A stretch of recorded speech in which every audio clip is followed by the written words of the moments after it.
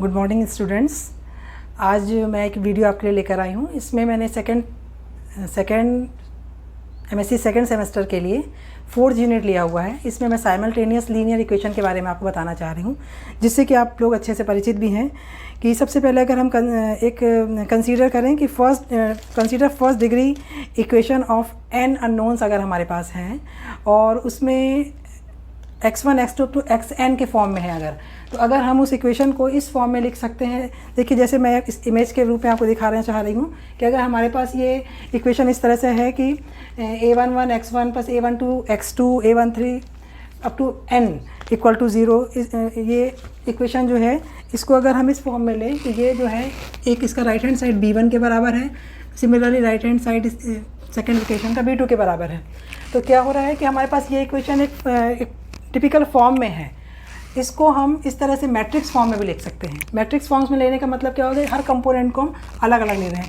First row में हमने ले लिया 1 1 1 2 अप टू 1n, उसका सेकंड लिया 2 1 2 2 अप टू 2n, इसी प्रकार n ले लिया। सेकंड हमारा नोन ये x1 x2 xn के फॉर्म में आ गया और ये इसकी जो वैल्यू आ रही है b1 b2 bn के फॉर्म में है। यानी अगर हम मैट्रिक्स फॉर्म में लिखते हैं तो इसको हम ax इक्वल टू b लिखा जा सकता है, या जहाँ पर a ये वाला टर्म है, दूसरा ये x है और ये b है। ये एक मैट्रिक्स फॉर्म हो गया इक्वेशन साइमल्टेनियस लीनियर इक्वेशन को लिखने का।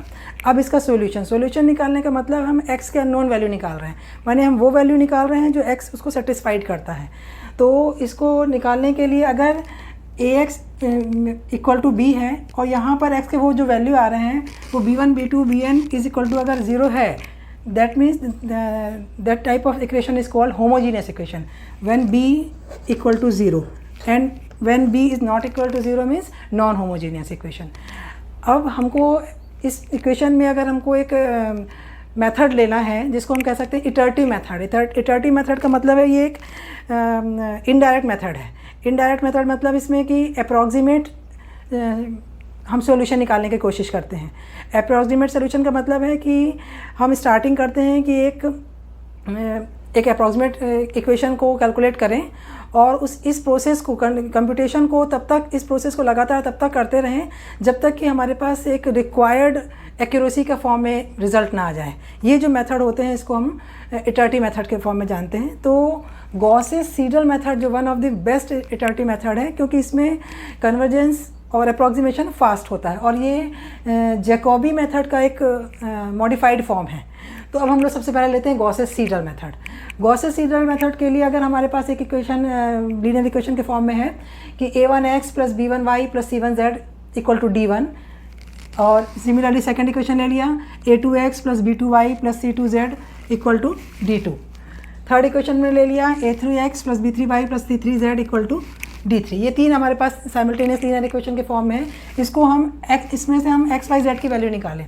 x y z की वैल्यू निकालते समय हमने इसको और सिंप्लीफाई वे में लिख लिया। x का मान निकाल, फर्स्ट इक्वेशन से x का मान निकाला 1/a1 d1 minus b1y minus c1z। बस यहाँ से सिंप्लीफिकेशन करके x कंपोनेंट निकाल लिया। सिमिलरली हमने y का कंपोनेंट निकाल लिया और सिमिलरली z का कंपोनेंट निकाल लिया। अब इसमें हम जब निकालते हैं हमने सिर्फ इसको सिंप्लीफिकेशन करके सिंपल इसकी वैल्यू निकाल ली। अब हमको इसकी अप्रॉक्सीमेट वैल्यू चाहिए अप टू डेसिमल के 4 प्लेसेस तक। इसके लिए हमने क्या किया, फर्स्ट जो हम पहली वैल्यू निकालने जाते हैं उसको हम कहते हैं फर्स्ट इटरेशन। फर्स्ट इटरेशन का मतलब हो गया कि हम पहली वैल्यू की कैलकुलेशन करने जा रहे हैं। इसके लिए हमने क्या किया, y को y0 कंसीडर किया और z इक्वल टू z0। अब ये दो वैल्यू लेकर के हम पहला वाला इटरेशन का वैल्यू निकालने जा रहे हैं। इसका मतलब x1 मतलब फर्स्ट मंथ लिख रहे हैं, इसका मतलब फर्स्ट इटरेशन 1/a1। ये इक्वेशन है हमारे पास x, इसमें हम वैल्यू सब्स्टिट्यूट कर रहे हैं ये वाली। तो d1 माइनस v1, y की वैल्यू सब्स्टिट्यूट की y0 और z की वैल्यू सब्स्टिट्यूट की z0। अब ये फर्स्ट जो वैल्यू आ गई इसको हमने क्या लिखा, इसका मतलब ये फर्स्ट इटरेशन हुआ। अब सेकेंड अगर हमको लेना है तो जो पहला आ चुका था, किसकी वैल्यू आ चुकी थी 1 की। अब हम सेकेंड लेंगे x इक्वल टू x1। अब चूँकि हम y की वैल्यू लेने जा रहे हैं तो दूसरा वैल्यू आ जाएगी z0। देखिए, जब हम पहला वैल्यू x की ले रहे हैं तो हमने y और z को 0 के फॉर्म में लिया, और जब हम y की लेने जा रहे हैं तो x की वैल्यू निकाल चुके थे, इसलिए उसको x1 लिया और जो रिमेनिंग z हो गया उसकी वैल्यू लिया। और जब हम z की वैल्यू निकालेंगे तो हमारे पास x1 भी आ चुका है, y1 भी आ चुका है, इन दोनों की वैल्यू रख करके z की वैल्यू निकालेंगे। तो वही काम हमने यहाँ किया, y1 की हमने वैल्यू निकाली तो ये आ गया 1/b2 d2 minus a2 x1 0। यहाँ मतलब हमने पहली वैल्यू निकाल चुके हैं, माइनस c2 और Z2। इसी प्रकार EC2 Z0। अब ये दो ऑलरेडी आ चुकी है, तो अब हमने क्या रखना है थर्ड वैल्यू निकालने के लिए, x1 का फर्स्ट आ चुकी थी, y1 की भी फर्स्ट आ चुकी, दो वैल्यू ऑलरेडी आ चुकी है, हम निकाल चुके हैं, उस वैल्यू को सब्स्टिट्यूट करके हमने तीसरी वैल्यू निकाली। अब इसमें एक चीज़ ध्यान रखनी, जो वैल्यू हम निकालते हैं, जो हम सेलेक्ट करते हैं x y z, उसमें ये ध्यान रखते हैं कि इन इक्वेशन में से जिसमें x कंपोनेंट की वैल्यू ज़्यादा होगी वहाँ से x का मान निकालेंगे, जहाँ y का कंपोनेंट में वैल्यू ज़्यादा होगी उसमें y का वैल्यू निकालेंगे, और जहाँ c थर्ड कंपोनेंट जिसमें z की वैल्यू ज़्यादा होगी उसमें तीसरे कंपोनेंट z का मान निकालें। मतलब कंपोनेंट की वैल्यू निकालने का प्रोसीजर यही है, लेकिन हमको इस मेथड में सबसे पहले ध्यान रखना है कि जो मैक्सिमम जिससे कंपोनेंट की वैल्यू होगी वो निकालेंगे। यहाँ हमने इसलिए उसको y0 z0 के फॉर्म में लिया है। अब मैं आपको एक इक्वेशन सॉल्व करके इस मेथड को एक्सप्लेन करती हूँ। तो अब हम लोग गॉसेस सीडल मेथड का एक एग्जांपल के थ्रू इसको समझते हैं। एग्जांपल हम लेते हैं कि हमारे पास एक इक्वेशन है, साइमल्टेनियस लीनियर इक्वेशन है ये, 20x + y - 2z = 17, 3x + 20y - z = -18, 2x - 3y + 20z = 25। इस इक्वेशन में अब हमको वैल्यू चुननी है, तो उसमें हम सबसे पहले क्या करेंगे, x पूरे इक्वेशन में से x का वो वाला इक्वेशन लेंगे जिसमें कंपोनेंट्स की वैल्यू लार्ज है। इन तीनों में देखते हैं, एक में 20x है, एक में 3x है, एक में 2x है। तो फर्स्ट वाले में x की वैल्यू ज़्यादा है, वहाँ से x की वैल्यू निकाल ली। x का मान हो गया, यहाँ से हमने सिंप्लीफाई करके x का मान निकाल लिया, 1/20 17 - y + 2z, ये फर्स्ट इक्वेशन हो गया। अब सिमिलरली हम देखते हैं तीनों इक्वेशन में से y का कंपोनेंट की वैल्यू किस में ज़्यादा है, तो y कंपोनेंट की वैल्यू सेकंड वाले में ज़्यादा है, ये वाला से सेकंड से निकाला हमने, तो 1/20 -18 - 3x + z, ये y की वैल्यू आ गई। और सिमिलरली देखा कि इन तीनों इक्वेशन में से z में कंपोनेंट में वैल्यू सबसे ज़्यादा किसकी है, तीनों में से थर्ड वाले कंपोनेंट में z की वैल्यू ज़्यादा है, तो हमने z निकाली, 1/20 25 - 2x - 3y। मतलब सबसे पहले हमको तीनों इक्वेशन में से ये देखना है कि किस इक्वेशन में x की वैल्यू ज़्यादा है, उसमें से x निकालेंगे, किस में y है, किस में z है। सबसे पहले मैक्सिमम कंपोनेंट देख करके हमने x y की z की वैल्यू निकाली। अब हम इसका फर्स्ट इटरेशन निकालना शुरू करते हैं। हम सब्सटीट्यूट कर रहे हैं, पहली वैल्यू 0, x अगर निकाल रहे हैं तो y और z को 0 लेकर कर रहे हैं। अब हमने पहली वैल्यू निकाली, इसलिए उसको x1 लिया और पावर में 1 लिया। पावर 1 का मतलब हो गया कि फर्स्ट इटरेशन है, 1/20 ये वाला इक्वेशन में निकाल पहले ले रहे हैं, y का मान 0 रखा, z का मान 0 रखा। जब y और z का मान हम 0 रखते हैं तो ऑटोमेटिकली 0 आ गया, ये बच गया 17/20 यानी कि 0.85। ठीक है, पहली वैल्यू हमने कैसे निकाली, सबसे पहले देखते तीनों इक्वेशन में से x में किसके कंपोनेंट में वैल्यू ज़्यादा है, वहाँ से x निकाला। जब x की वैल्यू मिल गई तो y और z को 0 लिया, y और z को 0 रखने पर जो वैल्यू आई वो x की पहली वैल्यू आई, x का फर्स्ट इटरेशन हुआ। अब x का फर्स्ट इटरेशन आ चुका है, z को हमने 0 ले लिया है, क्योंकि अब हम y निकालने जा रहे हैं। तो y जो इक्वेशन है, y का इक्वेशन, इसमें अब हम क्या करेंगे, x का एक फर्स्ट वैल्यू आ चुकी है और z को 0 लिया। x की फर्स्ट वैल्यू मैंने 3 के साथ x में 1 आ जाएगा और z के साथ ये 0 आ जाएगा। तो ये हमने सिंप्लीफाई कर देते हैं, -18 - 3x1 और 0, x1 की वैल्यू कितनी आ चुकी है, 0.85, और ये वैल्यू हमने सब्स्टिट्यूट की 0। तो ये इसका कैलकुलेशन करके निकाला तो y1 का मान हमारे पास आ गया -1.0275। ठीक है, अब हम लेते हैं थर्ड वैल्यू निकालना। थर्ड कैसे निकालेंगे, हमारे पास x की फर्स्ट वैल्यू आ चुकी है, y की फर्स्ट वैल्यू आ चुकी है। इन दो वैल्यू को y के z के इक्वेशन में सब्स्टिट्यूट करेंगे, यानी कि अब इक्वेशन क्या बनेगा, z1 जो हो जाएगा, पहला इटरेशन क्या बन जाएगा, 1/20 25 - 2x1 - 3y1। ठीक है, इसको जब हम सिंप्लीफाई करें, क्योंकि दोनों की वैल्यू हमारे पास है, इनकी वैल्यू सब्स्टिट्यूट करते हैं, तो जो वैल्यू आ रही है वो आ रही 1.0109।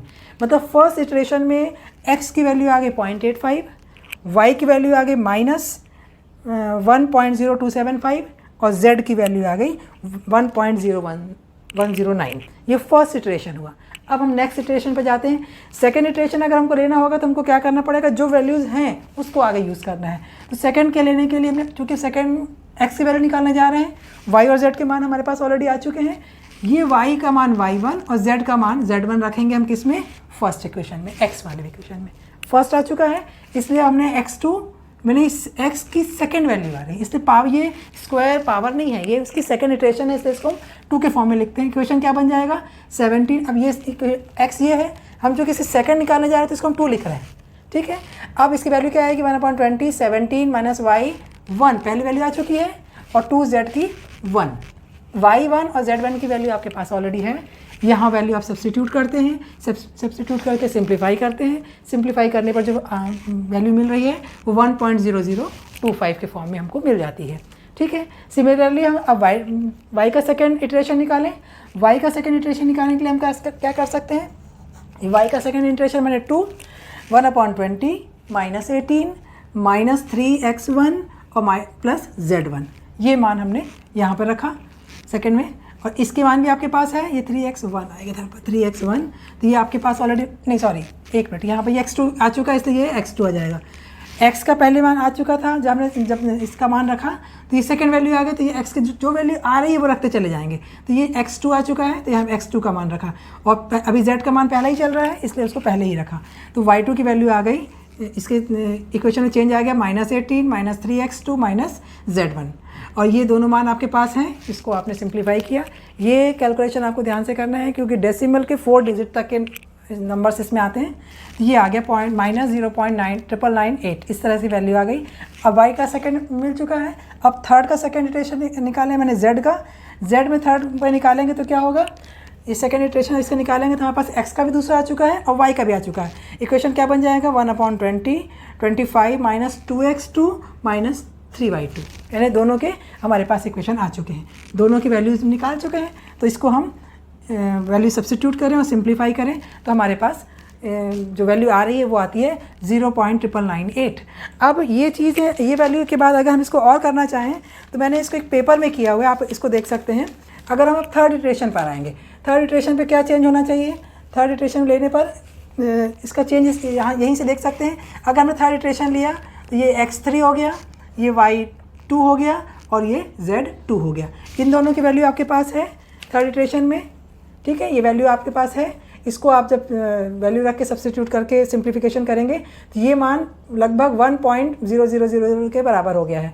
अब अगर हम ये x का निकला, अब हम अगर y का थर्ड इटरेशन निकालना चाहें तो ये क्या हो जाएगा, 1/20 -18 -3x2 + z2, ये भी आपके पास आ चुका है, नहीं यहाँ 3x, अच्छा यहाँ पर चूँकि आपने x3 निकाल लिया तो ये 3x3 हो जाएगा, जो पहले आ चुका होता है उसको आपको लेते चले जाना है।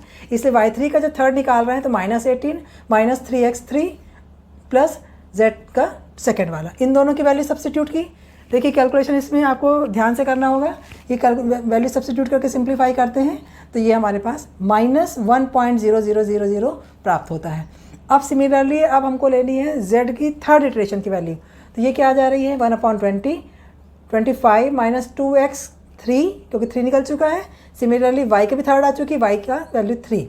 ये जब आप वैल्यू रख के सब्स्टिट्यूट करते हैं तो आपके पास ये 1.00 इस तरह से वैल्यू प्राप्त होती है। इसका मतलब हम देख रहे हैं कि हमारी जो सेकेंड इटरेशन और थर्ड इटरेशन दोनों की वैल्यू सिमिलर आ रही है, 1.000 दोनों में, सेकंड में भी और थर्ड में भी ये वैल्यू सिमिलर आ रही है। जब सिमिलर वैल्यू आ गई इसका मतलब है कि हम यहाँ पर आकर के हमारा ये मतलब रिक्वायर्ड जो एक्यूरेसी है वहाँ तक हम पहुँच चुके हैं। इसलिए यहाँ पर इसको हम स्टॉप करते हैं और यहाँ पर जो हमारे रिक्वायर्ड वैल्यूज़ हैं, चूँकि हम देख रहे हैं सारी वैल्यूज़ पहली वाली आप देख चुके थे, पहले इसका मतलब हमारे पास x की वैल्यू भी बनाई, y की वैल्यू भी बनाई और z की वैल्यू भी बनाई, ठीक है। तो इस तरह से हम गॉसेस सीडल मेथड का यूज़ करके हम इसको इजीली कर सकते हैं, ठीक है। अगर ये भी मैं ये जो इक्वेशन लिए थे ये 3 इक्वेशन के फॉर्म में थे, अगर इससे ज़्यादा बड़ा इक्वेशन अगर होते हैं 4 कंपोनेंट होते हैं तो उसको भी हम सॉल्व कर सकते हैं। मैंने इसमें एक इक्वेशन लेने की कोशिश की है जो कि 4th कंपोनेंट इसमें दिए हैं। देखेंगे इसमें ये इक्वेशन हमारे पास 10x1 -2x2 -x3 -x4 = 3। Second equation ले रहे हैं हम लोग -2x1 + 10x2 -x3 -x4 = 15। उसके बाद अगला क्वेश्चन लिया हमने -x1 -x2 + 10x3 -2x4 = 27। Next लिया है x1 -x2 -2x3 + 2x4 + 10x4 = -9। जहाँ पर यहाँ 3 टर्म थे, यहाँ पर एक और टर्म लेट लिया। 4th टर्म अगर हमारे पास है तो हम इसको कैसे सॉल्व करेंगे। अब इसको जब हम सॉल्व करते हैं, एक मिनट, तो इस इक्वेशन को हमने जो इक्वेशन था उसको अपनी सुविधा के अनुसार, क्योंकि हमको x1 x2 अलग अलग निकालना है तो हमने उसको x1 की वैल्यू निकाली।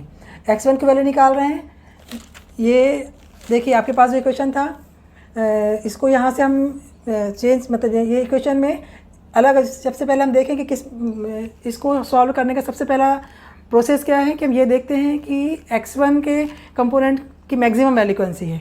तो हमारे चारों इक्वेशन में पहला वाला में 10x1 है, बाकी में 2 1 1 दिया हुआ है। इसी प्रकार सेकंड x2 देख लीजिए, x2 में हमारे पास सेकंड में 2 10 1 1 है, मतलब सेकंड लेंगे। x3 देख लीजिए, x3 में भी 1 1 10 2 है, मतलब थर्ड वाला इक्वेशन लेंगे। सिमिलरली फोर्थ देख लीजिए, x4 में 1 1 2 10, मतलब फोर्थ इक्वेशन लेंगे। तो हम लोग 1 2 3 4 से x1 x2 x3 x4 की वैल्यू निकाल रहे हैं। तो ये वैल्यू हमारे पास इस फॉर्म में आ गई। इसको हमने इक्वेशन को 1 2 3 4 नाम दे दिया, ठीक है। अब इसका फर्स्ट इटरेशन निकालना शुरू किया। फर्स्ट इटरेशन अगर हम शुरू कर रहे हैं, इक्वेशन क्या है, x1 equal to 0.3 plus 0.2 x2 plus 0.1 x3 plus 0.1 x4, ठीक है। ये फर्स्ट इक्वेशन है। फर्स्ट इटरेशन लेंगे, अगर हम x1 ले रहे हैं तो बाकी सारे को 0 रखेंगे। तो x2 x3 x4 सब 0 हो गए। जब सारे कंपोनेंट 0 आ गए तो हमारे पास पहली वैल्यू आ गई x1 की, जो कि 0.3 के फॉर्म में आ रही, ठीक है। अब हम सेकंड पर ले लें, मतलब हम x1 निकाल चुके हैं। अब किस में जाएंगे, x2 में जाएंगे। x2 में जाएंगे तो हम क्या कर रहे हैं, x1 की वैल्यू हमारे पास आ चुकी कितनी, 0.3।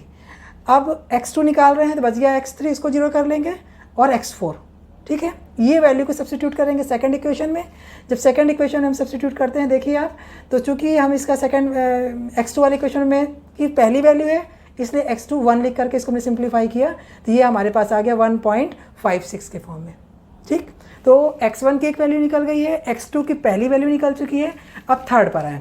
थर्ड को लेने के लिए हम क्या करेंगे, हमारे पास x1 की पहली वैल्यू आ चुकी है 0.3, x2 की पहली वैल्यू आ चुकी है 1.6।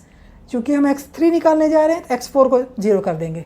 अब इसको ये वैल्यू सब्स्टिट्यूट करके देखिए, तो हमारे पास जब ये वैल्यू सब्स्टिट्यूट करते हैं तो हमारे पास आता है 2.886, ठीक। माने ये क्या हो गया, x3 की पहली वैल्यू आई। अब x3 की वैल्यू आ गई, मतलब हमको अब x4 की पहली वैल्यू निकालना है।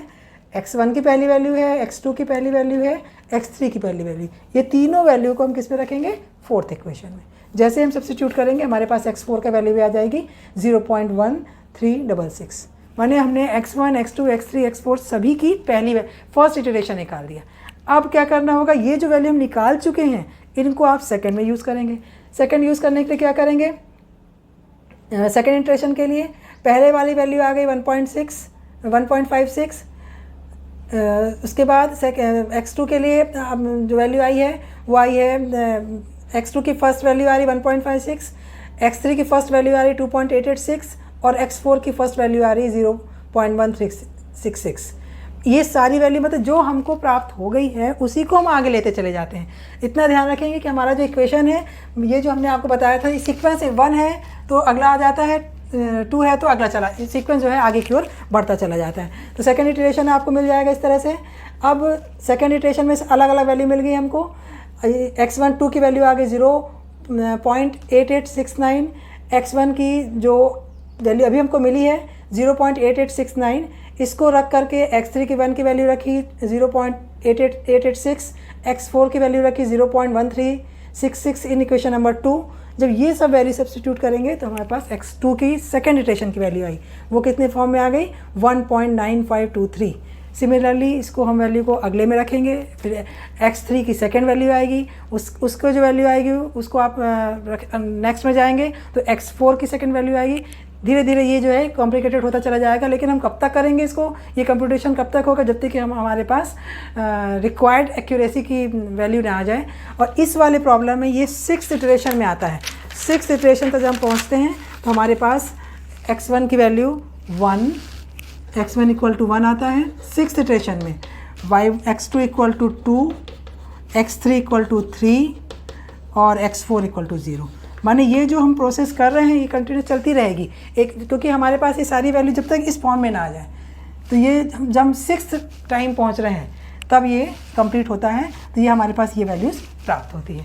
तो इस साइमल्टेनियस लीनियर इक्वेशन के इस मेथड में सबसे ज़्यादा जो इम्पोर्टेंस इस चीज़ का है कि पहली बात तो ये फास्टर है, और यहाँ पर ये इनडायरेक्ट मेथड है, और इसमें इजीली हम लोग देख लेते हैं कि किस XYZ में कौन से कंपोनेंट की वैल्यू ज़्यादा है, उसके अकॉर्डिंग हम XYZ का मान निकालते हैं और एक वैल्यू लेकर के उससे आगे कंटिन्यू करके जहाँ तक हमको रिक्वायर्ड एक्यूरेसी मिलती है तब तक उसको हम सॉल्व करके इसकी सॉल्यूशन प्राप्त करते हैं। Thank you.